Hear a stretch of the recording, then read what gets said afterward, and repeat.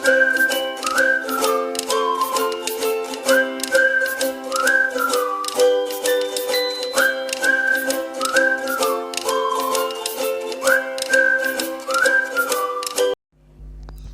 दोस्तों, a very good morning to all of you.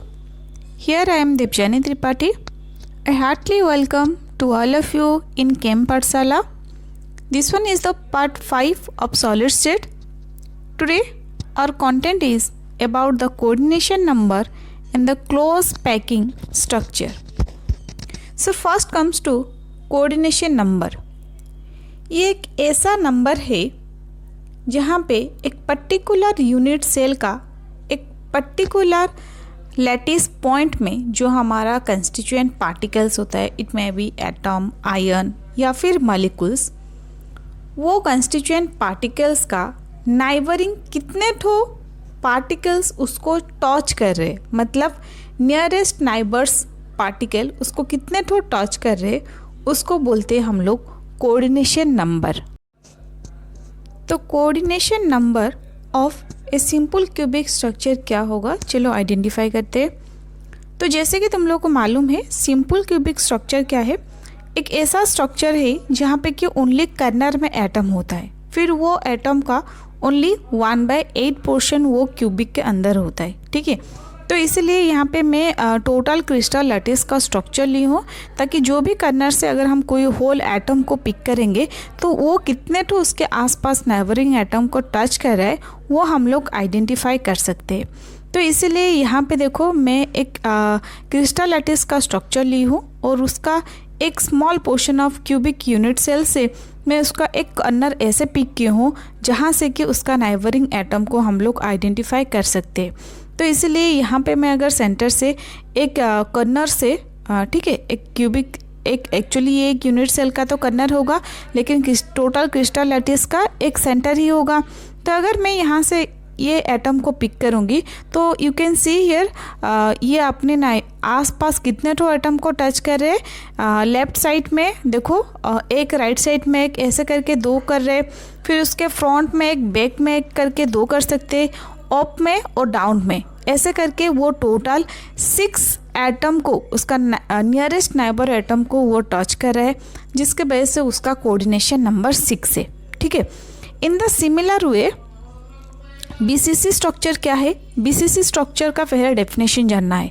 BCC structure एक ऐसा structure है जहाँ पे उसका यूनिट सेल का कर्नर में तो होता है, उसके साथ साथ सेंटर में, मतलब उसका बॉडी के सेंटर में एक यूनिट सेल का एक होल टोटल एटम होता है। ठीक है, तो यहाँ पे उसका कोऑर्डिनेशन नंबर कितना है वो आइडेंटिफाई कैसे करेंगे। अगर हम यहाँ से कोई भी कर्नर से एटम को पिक करेंगे देन उसका कोऑर्डिनेशन नंबर अगेन 6 हो जाएगा। ठीक है, लेकिन अगर वो 6 हो गया, अगर हम कर्नर से कोई एटम को पिक कर रहे तो उसका मतलब है कि वो उसका जो बॉडी में है वो उसको टच नहीं कर रहा है। अगर टच भी करेगा तो उसका नाइबरिंग यूनिट सेल को टच नहीं करेगा। तो इसीलिए यहाँ पे बीसीसी में क्या किया जाता है ना, उसका जो स्ट्रक्चर होता है कर्नर के साथ साथ जो उसका सेंटर में जो एटम होता है वो सेंटर वाला एटम को पिक किया जाता है कि उसको कितने ठो उसके आसपास नियरेस्ट नाइबर एटम टच करे।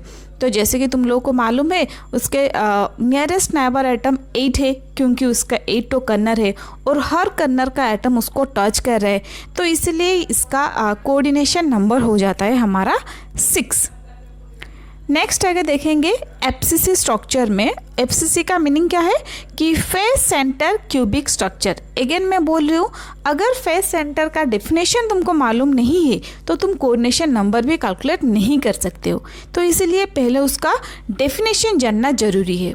तो फेस सेंटर क्यूबिक स्ट्रक्चर का डेफिनेशन है, एक ऐसा यूनिट सेल होगा जहाँ पे कि उसके कर्नर में एटम्स होगा 1/8 पोर्शन, उसी के साथ साथ उसके टोटल 6 फेस में भी एक एटम का 1/2 पोर्शन होता है।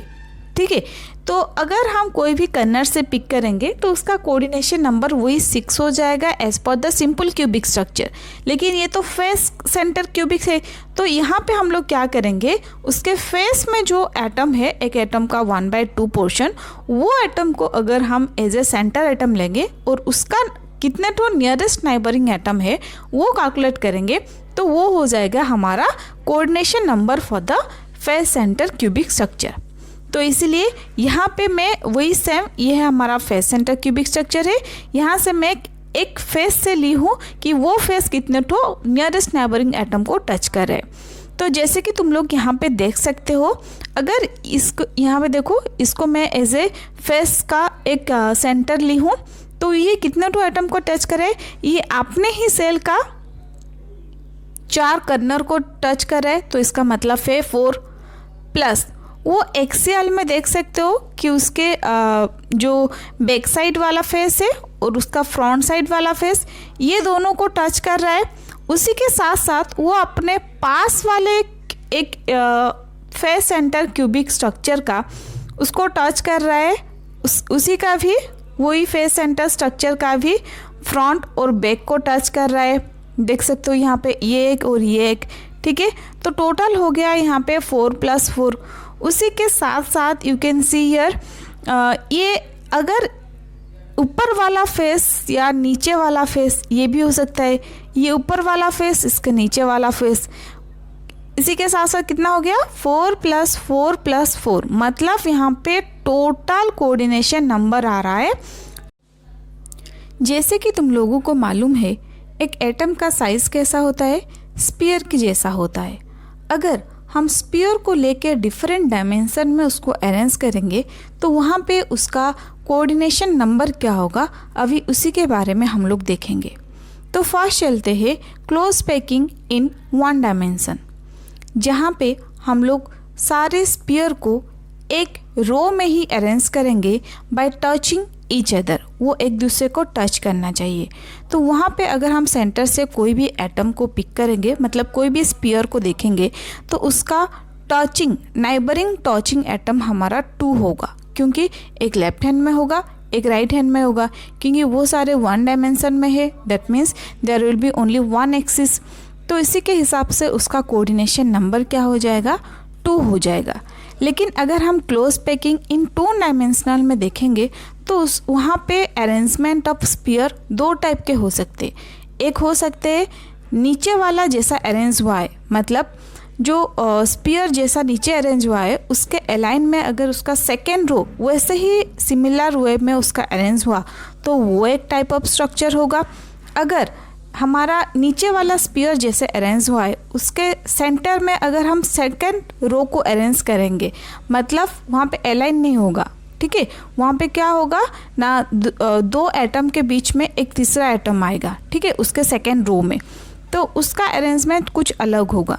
जैसे कि तुम लोग अभी अपने स्क्रीन में देख सकते हो, यहाँ पे मैं 2 यहाँ पे देख सकते हो, यहाँ पे मैं क्लोज पैकिंग इन 2 डायमेंशनल को 2 टाइप में डिवाइडेड की हूँ। एक है हमारा स्क्वायर क्लोज पैकिंग और एक है hexagonal close packing. Square close packing में क्या है, जो नीचे वाला स्फीयर का अरेंजमेंट है अगर उसको मैं ए दे दूंगी तो उसको ऊपर वाला जो उसका सिमिलरली उसी के हिसाब से ही अरेंज हुआ है तो उसी को मैं ए दूंगी, तो इसका नाम मैं ए टाइप अरेंजमेंट दी हूँ।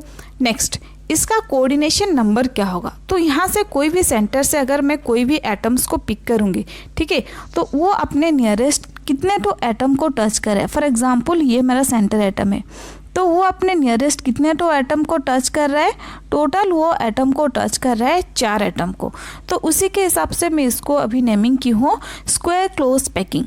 लेकिन अगर मैं एक ऐसा अरेंजमेंट करूं कि नीचे वाला जो हमारा स्फीयर है अगर वो एक टाइप के अरेंजमेंट हुआ है और उसके सेकेंड रो में जो हमारे एटम्स को जो हमारे स्फीयर को अरेंज करेंगे अगर वो 2 एटम के सेंटर में होगा, मतलब वो हमें अलाइनमेंट नहीं होगा, तो उसको मैं अगर अरेंजमेंट दे दूंगी बी, ये तो ए के साथ इक्वल नहीं है तो उसका तो अलग अरेंजमेंट है। अगर मैं उसको ए दे दूंगी फिर से उसका ऊपर वाला क्या हो जाएगा, नीचे वाले के साथ इक्वल हो जाएगा।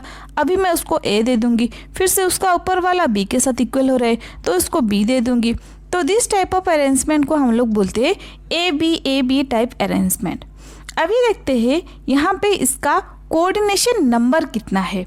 तो चलो सेंटर से कोई भी एटम को तुम लोग पिक करो। फॉर एग्जांपल मैं ये एटम को पिक कर रही हूँ तो यहाँ पे इसका कोऑर्डिनेशन नंबर क्या होगा।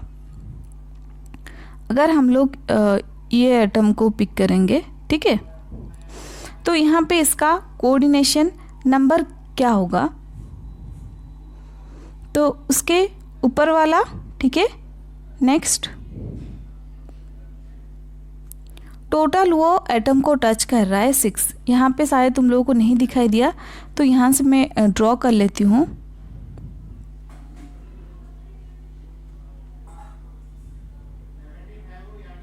ठीक है, तो वो अपने आसपास 6 एटम को टच कर रहा है, तो इसीलिए इसका नाम होगा हेक्सागोनल क्लोज पैकिंग। तो इसी के हिसाब से हम लोग इसका कोऑर्डिनेशन नंबर बोलते हैं 6।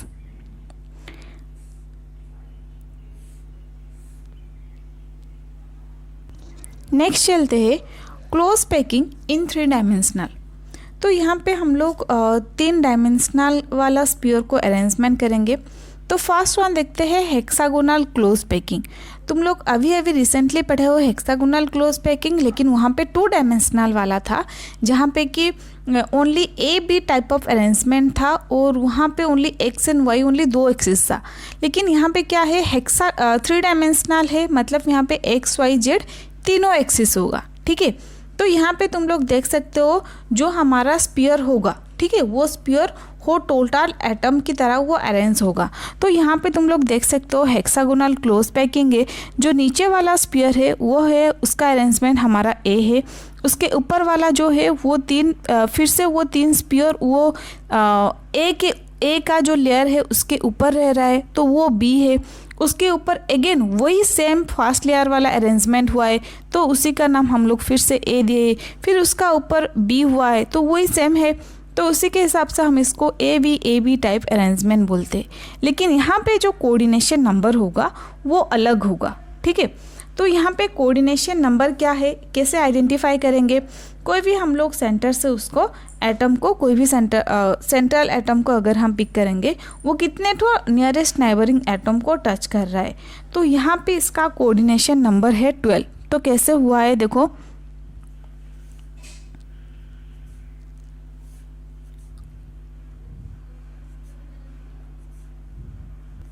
तो अगर हम यहाँ से इसको अगर मैं सेंट्रल एटम की तरह पिक करूँगी, ठीक है, तो ये अपने ही लेयर में 6 एटम के साथ टच किया है, येस और नो।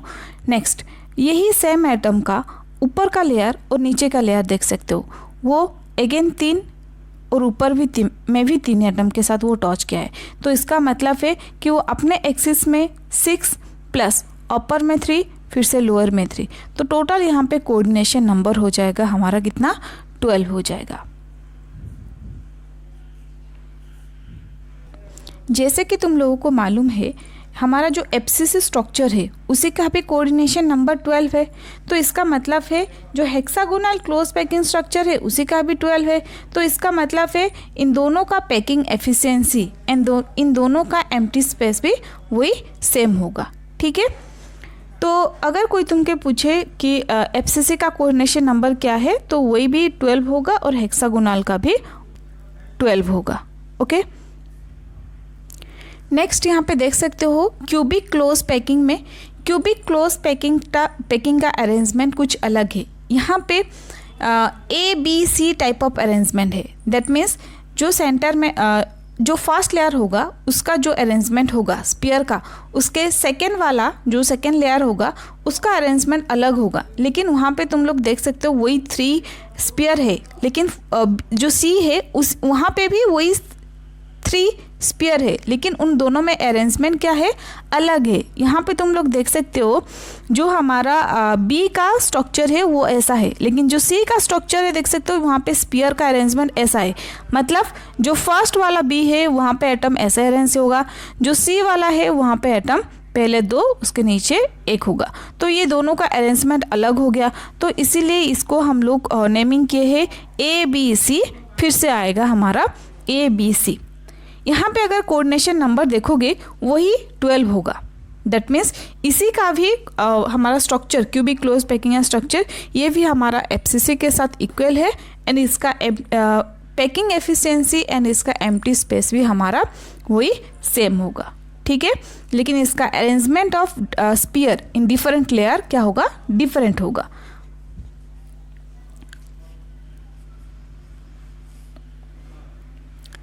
नेक्स्ट चलते हैं हमारे लास्ट टॉपिक, जो कि है हमारा body centre cubic close packing structure, जो कि अभी हम रिसेंटली पढ़ चुके हैं, जहाँ पे कि उसका सेंटर में एक एटम होता है और उसका कर्नर में 1/8 atom of A 1/8 portion of an atom होता है। तो वहाँ पे भी अगर हम सेंटर का एटम को पिक करेंगे एज ए सेंट्रल एटम, तो उसका कोऑर्डिनेशन नंबर क्या हो जाएगा 8 हो जाएगा, क्योंकि उसके हर कर्नर में एक एक एटम का कुछ कुछ पोर्शन है, तो वो हर एटम को टच कर रहा है, तो इसका मतलब है वहाँ पे कोऑर्डिनेशन नंबर क्या हो जाएगा 8 हो जाएगा। So thank you for watching, keep supporting, don't forget to like, share and subscribe. Thank you. These are the 5 questions related to your topic. So you have to answer me on the comment box. So thank you.